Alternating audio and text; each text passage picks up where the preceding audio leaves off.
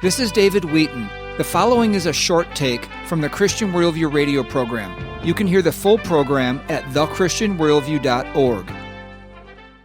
Soeren, what do you know about what is taking place in Syria and who and what are triggering it?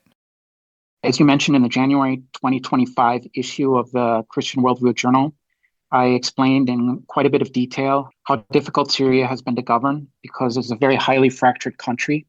It emerged out of the failed Ottoman Empire at the end of World War I. So it's essentially an artificial state that's comprised of a myriad of competing ethno-religious groups as well as rival tribes and clans. Syria has faced political instability since it achieved independence in 1945.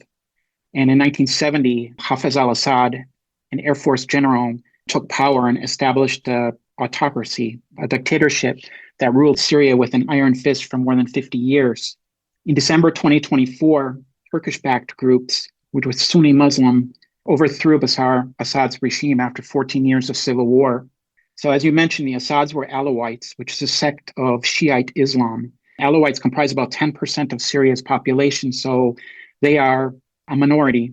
And so, the geopolitical consequence of Assad's overthrow was that Syria really shifted from Shia Iran orbit to a Sunni Turkish orbit.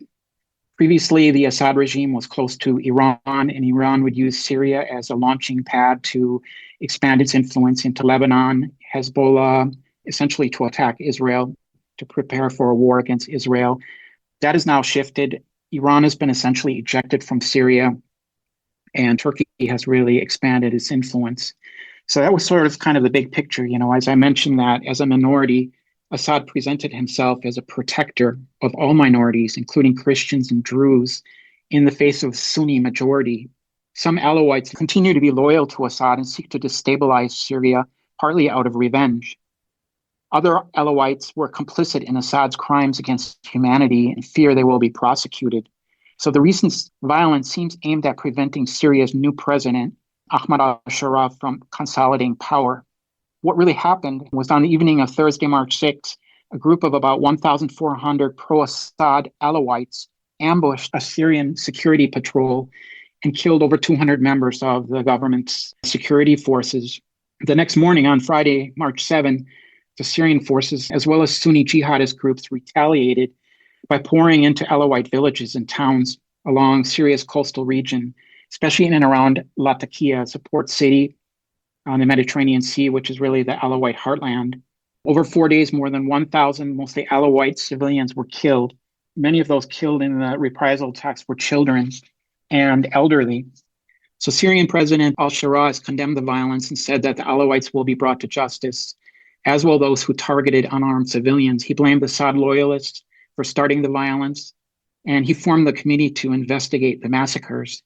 In my view, the problem for al-Shara is really a lack of trust, because before he became Syria's president, he was a jihadist with al-Qaeda and the Islamic State. In Iraq, he fought against U.S. forces there. And now he claims to be a moderate who has abandoned violent jihad. And many say a tiger cannot change its stripes and that he remains a jihadist in disguise.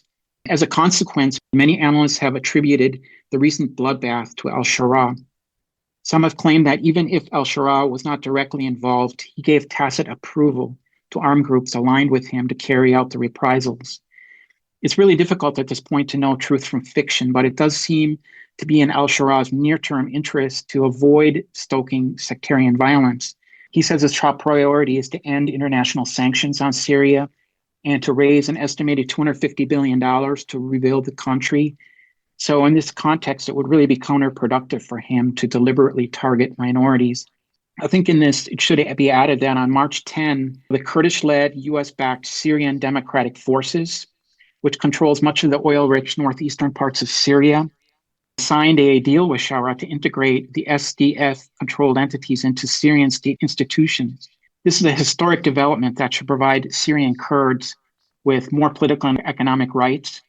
So this would indicate to me that, at least for now, al-Shara is seeking to integrate ethnic and religious minorities.